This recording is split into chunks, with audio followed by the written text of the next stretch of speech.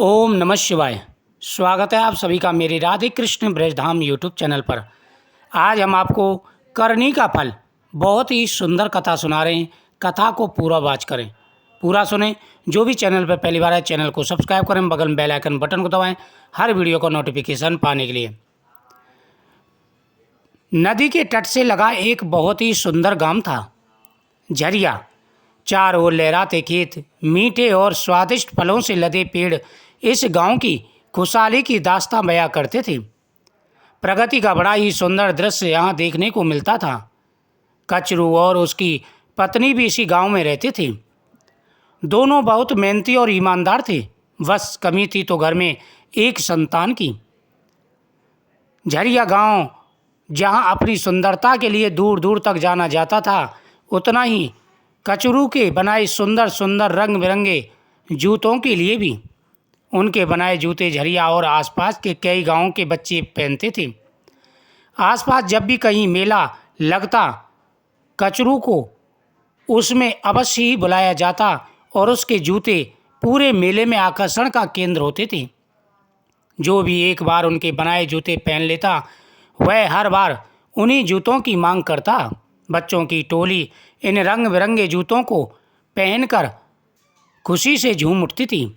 कचरू और उसकी पत्नी इन बच्चों के चेहरे की खुशी देखकर अपने सारे गम भूल जाते और फिर से नई ऊर्जा और जोश से अपने काम में लग जाते थे। इस काम से उन्होंने काफ़ी धन भी अर्जित कर लिया था, मगर इसका उन्हें जरा भी अभिमान नहीं था। कितने मौसम आए चले गए, मगर कचरू का यह काम अपनी गति से चलता रहा। कचरू की ख्याति दिन प्रतिदिन बढ़ती जा रही थी।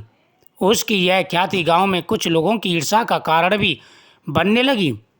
जैसे उन्हीं के पड़ोस में रहने वाले दो नवयुवक लखन और रजक उन्हें ईर्ष्या की दृष्टि से देखने लगे। दोनों काफ़ी आलसी है, बिना काम के धन कमाने का सोचते थे। गांव में सभी लोग उनकी करतूतों से परेशान थे। इस कारण उन्हें गांव में कोई काम नहीं देता, जिससे उन्हें अब चोरी करने की आदत पड़ गई थी। धीरे धीरे उनके खाने के भी लाले पड़ने लगे। इससे बचने के लिए उन्होंने एक तरकीब सोची।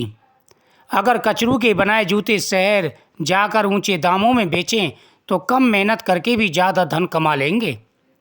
वैसे भी शहरों में इस तरह के जूते की भारी मांग होती है। लोग इसके मुँह मांगा दाम भी देकर जाते हैं। इसको लेकर उन्होंने कचरू से बात की और आधा मुनाफा देने का भी वादा किया। कचरू ने भी इस बात से सहमति जताई। कचरू के बनाए जूते वे शहर में ले जाकर काफ़ी महंगे दामों में बेचते और उसे कम मुनाफा देते, यह कहते हुए कि शहरों में इस तरह की चीज़ों को ज़्यादा पसंद नहीं किया जाता।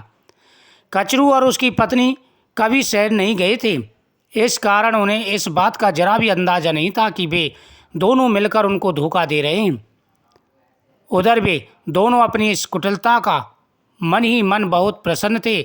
यह सिलसिला कई दिनों तक चलता रहा। लखन और रजक ने बेईमानी करके इस तरह से काफ़ी धन एकत्र कर लिया। जब उनके पास काफ़ी धन एकत्र हो गया तो उन्होंने इस धन से सोना खरीदने की योजना बनाई। शहर से सोना लेकर वापस अपने गांव की ओर आते समय उन दोनों को पुलिस ने पकड़ लिया। इतना सोना खरीदने के पीछे की वजह बताने पर पुलिस को यकीन नहीं हुआ, क्योंकि जितना मुनाफा भी बता रहे थे, उस धनराशि से इतना सोना खरीदना तो बहुत ही मुश्किल है। और इससे पहले भी वे कई बार चोरी के जुर्म में जेल जा चुके थे। इस कारण उनकी कई बातों पर पुलिस को जरा भी भरोसा नहीं हुआ। पुलिस को यही लगा यह सोना चोरी का है। वे दोनों मिलकर जरूर कचरू को धोखा दे रहे हैं। अब उनके पास कोई इसके अलावा और कोई रास्ता नहीं बचा था।